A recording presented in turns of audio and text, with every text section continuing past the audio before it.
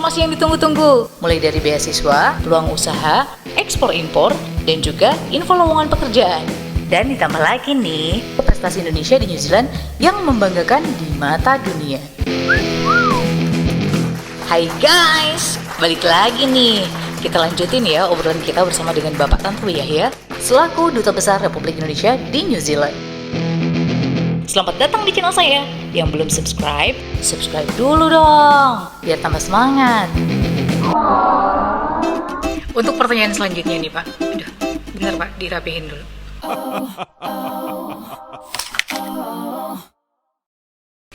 Terkait tentang COVID-19 lagi nih Pak.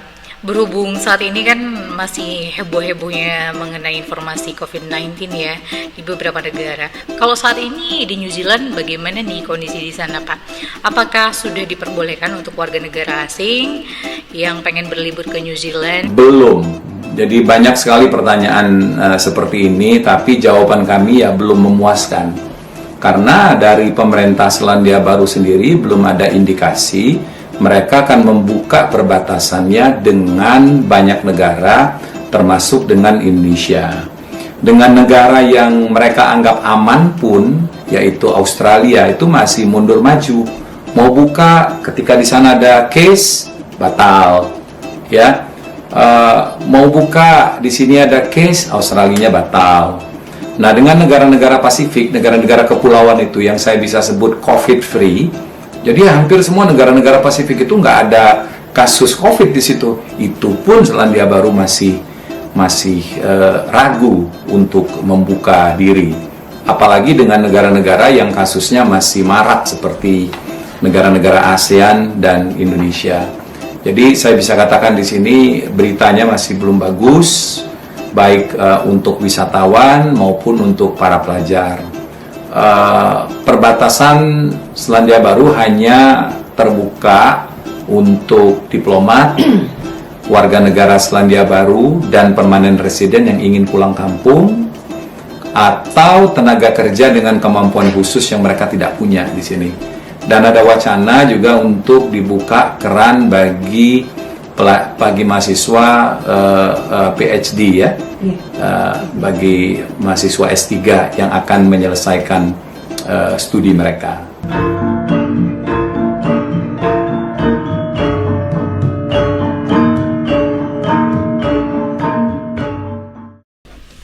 Nah, untuk kegiatan selanjutnya yang diselenggarakan di KBRI Wellington, terutama di tahun 2020 sebagai bentuk nyata kerja dari Kementerian Luar Negeri, Ibu Retno Marsudi, kegiatan yang seru banget yang sudah diselenggarakan adalah Pacific Exposition di tahun 2020 kemarin ya Pak ya.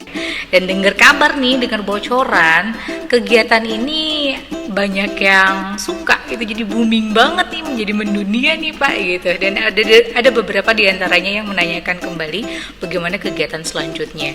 Dan saya dapat informasi kalau kegiatan ini akan dilaksanakan kembali di tahun 2021 di saat kondisi COVID-19 ini sedang melanda nih, masih melanda. Ini bagaimana nih Pak persiapannya, dan juga negara mana saja yang terlibat dan kegiatan apa saja yang akan diselenggarakan? Oke, setelah kita sukses melaksanakan Pacific Exposition pertama bulan Juli tahun 2019 di Auckland, yang diikuti oleh kurang lebih 20 negara dan teritori di Pasifik, termasuk Indonesia, Selandia Baru, dan Australia, dihadiri oleh tidak kurang 5.000 pengunjung selama 3 hari itu. Dihadiri oleh 3 kepala negara, kemudian 3 menteri luar negeri, 6 menteri luar negeri, beberapa menteri, anggota DPR, anggota parlemen dari Selandia Baru dan Pasifik. Terus berhasil mencetak transaksi 1 triliun rupiah. Nah, ini dikenang gitu oleh negara-negara Pasifik. Mereka kemudian menanya terus kepada kami kapan Pacific Exposition kedua. Nah, berdasarkan demand itulah maka kami memutuskan untuk kembali, Indonesia maksudnya, pemerintah Indonesia kembali akan menyelenggarakan Pacific Exposition kedua, yang insya Allah kalau semuanya mulus dan atas izin Allah akan diadakan pada bulan Oktober tahun ini di Selandia Baru. Nah, kita punya kendala sekarang ini. Kendalanya itu adalah kita lagi di tengah pandemi. Namun demikian, kita sudah menyiapkan 3 skenario. Kalau misalnya perbatasannya itu dibuka, mudah-mudahan ya pada bulan Oktober, sebelum Oktober udah dibuka semuanya, kita akan melaksanakannya secara fisik. Jadi seperti Expo yang pertama, semuanya itu kita gelar secara fisikal, pamerannya, forum diskusinya, kemudian performance-nya kita akan lakukan secara fisikal. Kalau misalnya hanya terbuka untuk negara-negara tertentu, maka kita akan lakukan secara hybrid, artinya ada beberapa event yang akan dilaksanakan secara fisikal, selebihnya lagi itu seperti forum, conference itu kita akan laksanakan secara virtual. Tapi kalau misalnya suasananya nggak berubah seperti hari ini, tertutup, ya kita akan laksanakan full virtual. Jadi pameran, forum, performance, ya kita akan laksanakan semuanya secara virtual, dan teknologi sekarang sudah menunjang untuk melakukannya. Nah, dalam kaitan ini saya ingin juga menggunakan kesempatan ini untuk menambahkan gitu ya, mengapa sih Indonesia membuat Pacific Exposition? Nah, ini dia yang menarik. Jadi ini adalah bagian atau manifestasi dari komitmen kita ke negara-negara Pasifik yang kita bungkus dalam suatu program yang namanya Pacific Elevation. Jadi Pacific Elevation ini adalah komitmen Indonesia untuk membangun perekonomian negara-negara di Pasifik dalam rangka untuk mensejahterakan rakyatnya. Kita tahu bahwa negara-negara kecil di Pasifik itu sangat vulnerable terhadap berbagai macam disaster, bencana alam ya. Kemudian mereka tempatnya itu jauh terpencil di Samudra Pasifik, sehingga mereka itu mengalami kesulitan secara perekonomian. Konektivitas menjadi isu, tanahnya tidak subur gitu ya, sehingga mereka memerlukan bantuan. Mereka hidup dari sektor pariwisata, sektor perikanan ya, kebanyakan ya pertambangan sedikit ya, dan hasil olahan laut. Nah, dalam konteks atau dalam payung Pacific Elevation itulah Indonesia itu memberikan bantuan berupa program-program yang terkait capacity building, terkait pariwisata, pengolahan limbah, pengolahan laut, hasil laut, kemudian mitigasi bencana, dan lain sebagainya. Di samping kita juga menciptakan akses pasar. Mereka itu memproduksi berbagai macam produk juga, hasil pengembangan dari sumber daya alam mereka. Problem mereka itu adalah mau dipasarin di mana? Negaranya kecil, jauh. Nah, Indonesia sebagai negara yang besar itu menyediakan dirinya sebagai pasar. Kita mengabsorb produk-produk mereka.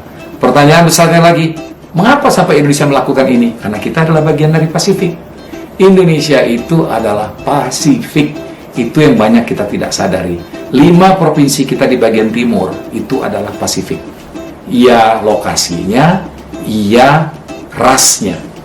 Jadi orang Papua, orang Maluku, orang NTT itu Melanesia dan Polinesia. Ras yang samalah yang tinggal di kawasan Pasifik. Jadi sah kalau kita mengklaim kita adalah Pasifik. Sebagai bagian dari Pasifik, maka kita terpanggil untuk melakukan sesuatu yang konkret. Tanah Papua, tanah yang kaya, surga kecil jatuh ke bumi, seluas tanah.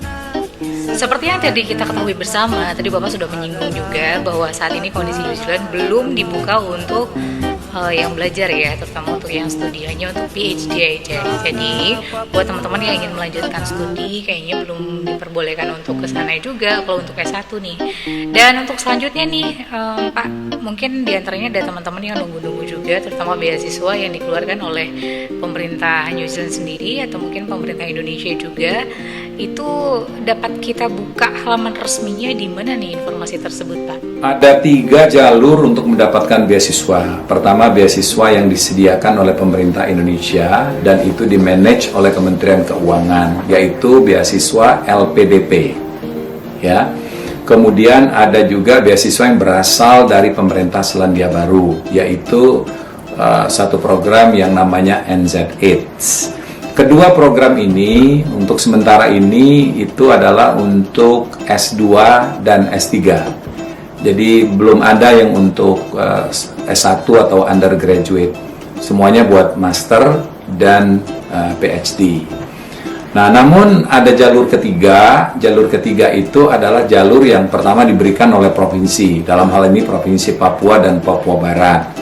Mereka menyiapkan beasiswa bukan saja undergraduate atau S1, bahkan ya SMA pun udah dikirim oleh mereka ke sini, gitu ya. Walaupun sekarang ini lagi dievaluasi kembali.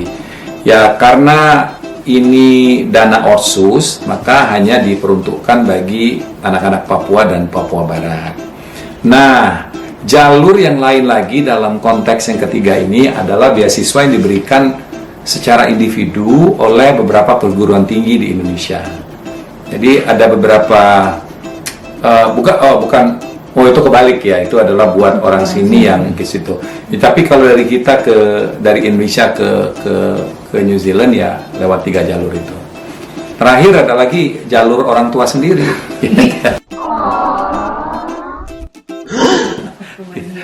Beasiswa dari orang tua sendiri.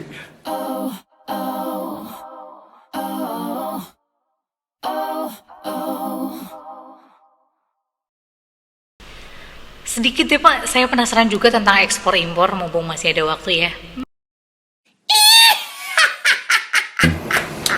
New Zealand ini pasarnya itu kecil ya, hanya 5 juta penduduk ya.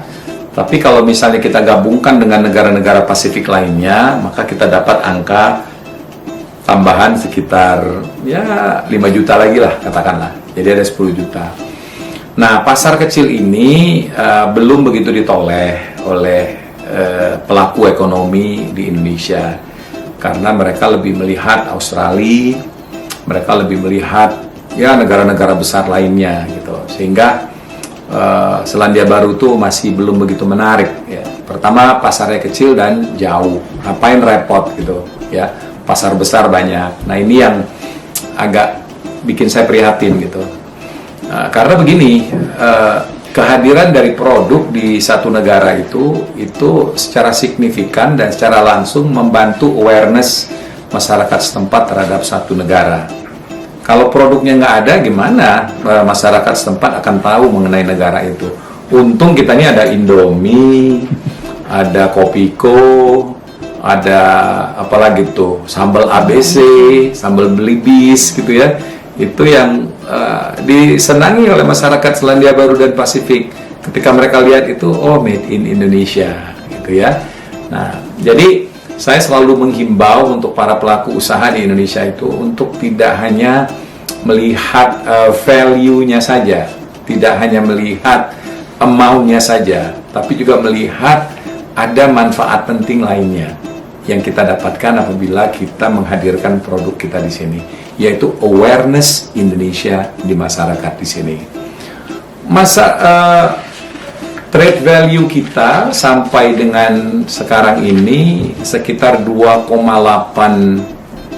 miliar New Zealand dollars atau kurang lebih 28 triliun ya, 28 triliun. Target kita sebelum 2024 kita harus mencapai 40 triliun. Ya nggak kecil juga sih, 28 triliun gitu ya. Nah, melalui Pacific Expo saja 3 hari kita bisa mendapatkan 1 triliun.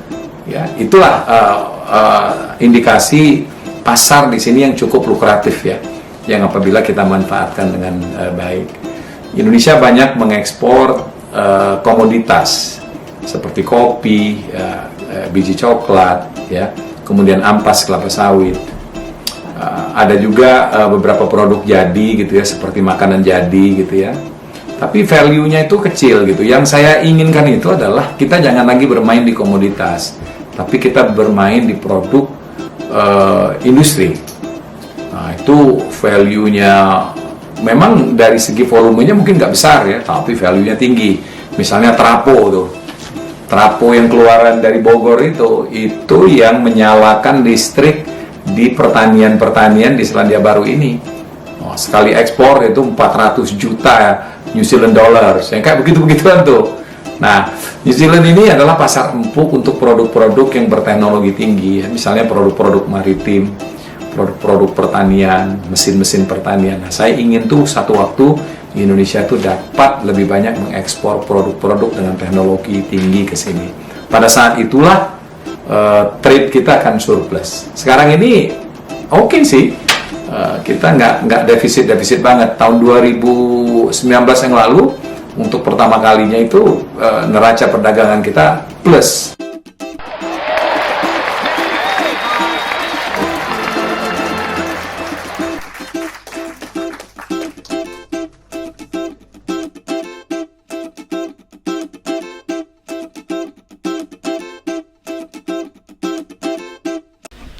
Nah, tadi sudah disinggung sama Bapak nih tentang peluang usaha ekspor dan impor Indonesia New Zealand. Mungkin ada di pertanyaan kita juga, gimana sih caranya nih Pak untuk ekspor ke sana gitu. Susah nggak sih? Dan persyaratannya apa aja? Ya, banyak ya pertanyaannya. Ya udah, mungkin nanti kita coba tanya lagi sama Bapak ya. Mudah-mudahan ada waktu dan kesempatan jadi kita bisa ngobrol panjang lebar juga mengenai ekspor dan impor. Apa saja dan bagaimana saja caranya atau persyaratannya yang dikeluarkan oleh pemerintah New Zealand dan juga pemerintah Indonesia sendiri, terutama mengenai pajaknya juga. Nah, pertanyaan yang terakhir nih Pak, panjang banget ya kalau kita bincang-bincang mengenai peluang usaha dan kondisi di sana juga di New Zealand seperti apa gitu. Pengennya sih ngobrolnya panjang lebar juga sama Bapak, tidak ada batas dan waktu gitu. Tapi untuk lowongan pekerjaan lah ya Pak ya, untuk lowongan pekerjaan yang bisa di-apply oleh warga negara Indonesia yang pengen kerja di New Zealand, itu persyaratannya apa saja? New Zealand ini ada ya lowongan pekerjaan, tapi nggak banyak. Mereka sangat hati-hati dalam menerima tenaga kerja dari luar karena pemerintahan sekarang ini sangat memproteksi tenaga kerja di dalam negeri, yaitu warga mereka. Namun demikian, ada beberapa profesi tertentu yang masih dibutuhkan, ya misalnya itu chef, ya, kemudian accountant, itu banyak sekali tuh orang-orang kita yang bekerja sebagai accountant di sini, dibutuhkan itu ya. Kemudian tenaga kerja juga di bidang perawat, ya, nurse, itu karena mereka juga nggak qualified di bidang itu. Kemudian untuk yang jaga orang-orang tua gitu tuh. Nah itu tuh profesi-profesi yang sebenarnya itu masih bisa kita masuk. Itu yang skilled ya, artinya perlu pendidikan. Nah untuk yang ini itu masih ada kemungkinan dikeluarkan visa gitu. Nah yang non skillednya ada juga, misalnya pemetik buah, ya. Mereka perlu tuh pemetik buah. Nah tapi pemetik buah ini ada kuotanya. Dan kuota itu sudah ditentukan oleh pemerintah di sini, berapa ratus buat Indonesia, berapa ratus buat Malaysia, berapa ratus buat Filipina, berapa ratus lagi buat negara-negara Pasifik. Kalau nggak salah kita dapat jatah tuh 200-an deh para pemetik buah itu. Nah para pemetik buah ini lumayan, fee-nya itu lumayan ya. Nah, karena ini sifatnya pemerintah dengan pemerintah, itu sudah diatur semuanya oleh Kementerian Tenaga Kerja. Nah, terhadap profesi-profesi inilah ya, baik yang skill maupun non-skill, ada kemungkinan dikeluarkan visa kerja buat mereka ini. Terima kasih banyak nih atas waktu dan kesempatannya Pak, yang sudah meluangkan cukup banyak waktunya untuk ngobrol-ngobrol bersama dengan saya, terutama informasi ini juga untuk rekan-rekan kita yang ada di Indonesia dan juga di negara yang lain. Terima kasih untuk kesempatannya, mudah-mudahan bermanfaat.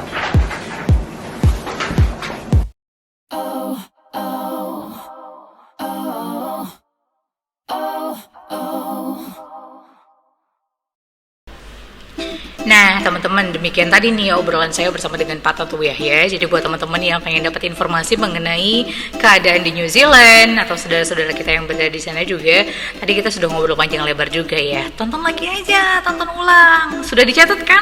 Ada beberapa informasi yang penting untuk teman-teman nih yang tadi disampaikan, terutama mengenai peluang usaha dan juga beasiswa yang dikeluarkan oleh pemerintah New Zealand atau pemerintah Indonesia dan juga orang tua sendiri.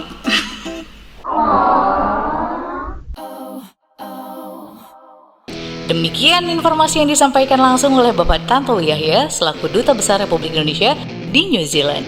Saya ucapkan banyak terima kasih ya atas waktu dan kesempatannya. Tak lupa juga disampaikan banyak terima kasih untuk Mbak Dina, Mas Budi, dan semua yang telah membantu saya. Jaga kesehatan selalu ya. Gak lupa juga saya ucapkan banyak terima kasih buat teman-teman atas supportnya. Mohon maaf apabila ada kesalahan. Sampai jumpa di next video. Assalamualaikum warahmatullahi wabarakatuh. Bye-bye.